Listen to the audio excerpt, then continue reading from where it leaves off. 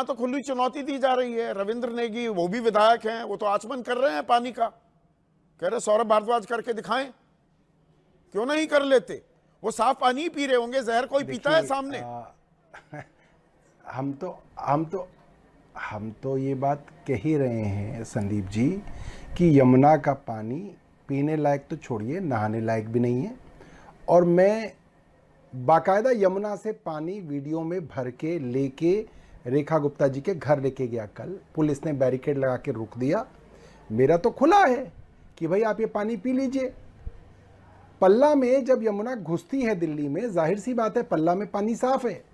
वो 5 साल पहले भी साफ था, 10 साल पहले भी साफ था, आज भी साफ है। इनके नेता पल्ला में जाते हैं, वहां नहा लेते हैं, वहां का पानी पी लेते हैं, कहते हैं यमुना साफ है। तो भैया वहां तो यमुना साफ ही है। मगर जहां वजीराबाद पे हम जाते हैं, जहां आगे आईटीओ घाट आएगा, फिर उसके बाद ओखला कलंदी को घाट आएगा, वहां पे जहां पे नजफगढ़ का नाला जिसको साहिबी नदी कहते हैं, वो एक दूसरे निजी चैनल पर पानी का खुलकर आचमन करते दिखाई दिए। आप बात का बतंगड़ बना रहे हैं क्या?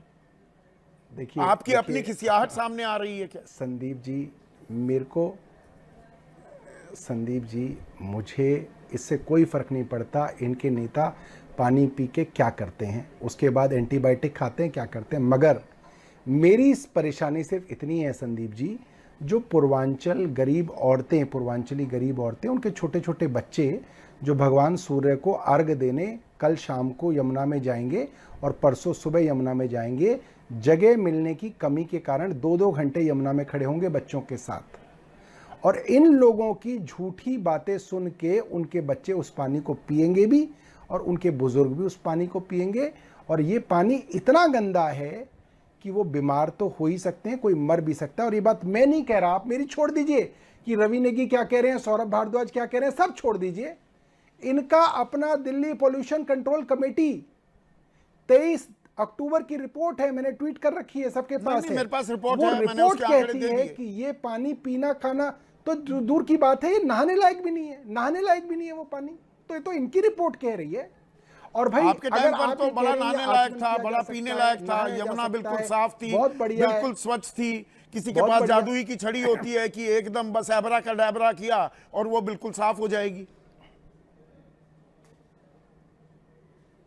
तो संदीप जी, हमने नहीं कहा इनसे, हमने नहीं कहा कि आप यमुना को 1 साल में साफ करके दीजिए, आप दिल्ली की हवा साफ करके दीजिए। ना हमने कहा, ना हमने प्रेस कॉन्फ्रेंस करी। इनके लोगों ने कहा कि साहब हमारे पास जादू की छड़ी थी, अरविंद केजरीवाल तो जाहिल थे, उन्हें तो आता कुछ नहीं था। मगर इनकी मुख्यमंत्री जो AQI नहीं बोल सकती, उसको AIQ और IQ बोलती हैं, वो कहती हैं कि मैं इतनी काबिल हूं कि मैंने 8-9 महीने में यमुना भी साफ कर दी, दिल्ली की हवा भी साफ कर दी। तो हम उतरे हैं मैदान में कि भैया झूठ नहीं चलेगा, झूठ नहीं चलेगा। और हम 2 बातें कह रहे हैं, मुझे आप 2 मिनट दबाने के फिर आप लिए, बहस करिएगा। साफ करने के लिए सौरभ भारद्वाज आप केमिकल का इस्तेमाल कर रहे थे, वो जहरीला था, ये बात आप मानेंगे।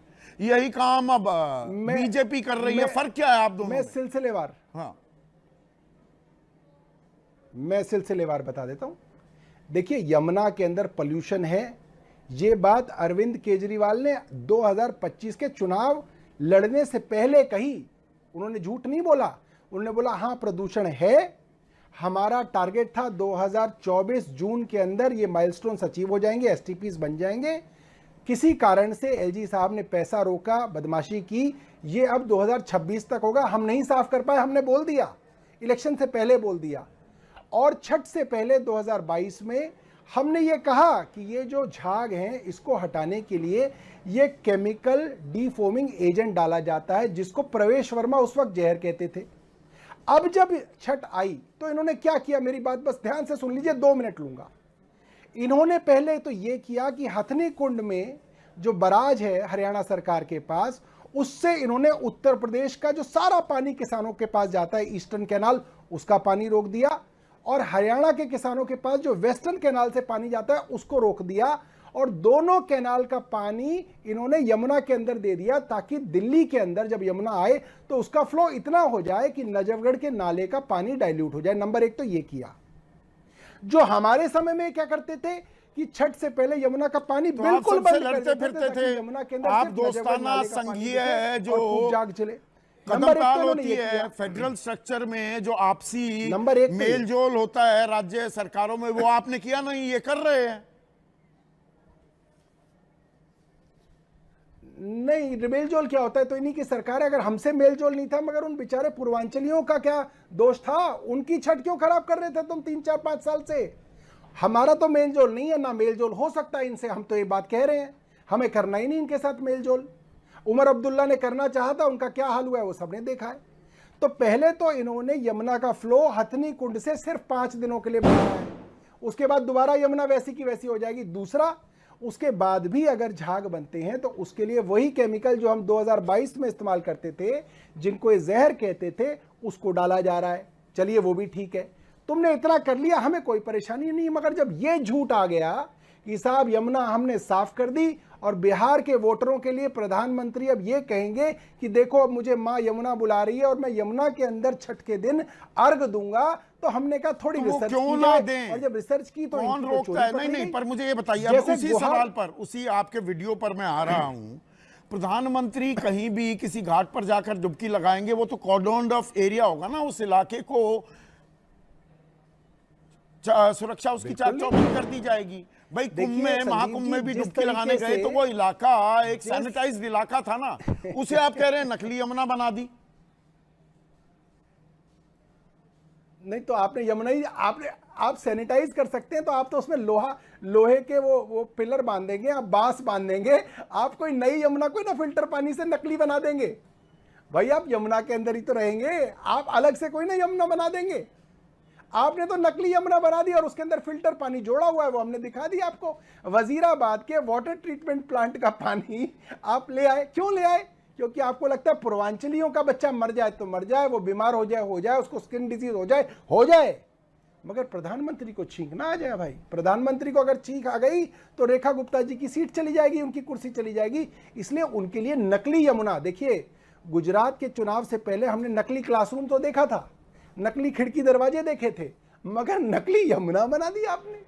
यमुना तो माँ होती है संदीप जी, माँ भी कभी नकली बन सकती है क्या? माँ तो जो माँ चुनौती होती है। दे रहे हैं जैसी भी रविंद्र होती है, वो नेगी, माँ होती है। क्या आप रविंद्र नेगी के साथ जाकर, और आप जो कह रहे हैं क्या इसी चुनौती है? एक मिनट सुनिएगा ना मेरा क्या? सवाल। वासुदेव भाई घाट में जो एक तालाब बना है, आप जिसे नकली यमुना कह रहे हैं, असली यमुना से पानी का आचमन आप दोनों करने को तैयार हैं क्या? मैं बीजेपी से भी ये सवाल पूछूंगा।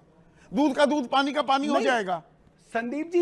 संदीप जी, मैं तो ये कह रहा हूं वो पानी गंदा है, मैं आचमन क्यों करूंगा? नहीं, आप उनके साथ जाकर खड़े होंगे, आमने सामने हो जाए ना, आमने सामने हो जाए। ये इधर नहीं, अब हमें नहीं पता कि पल्ला पे पानी पिया जा रहा है कि वासुदेव घाट पर पानी पिया जा रहा है। पल्ला में तो पानी साफ है। नहीं, पल्ला पे नहीं, मैं बुला रहा हूं।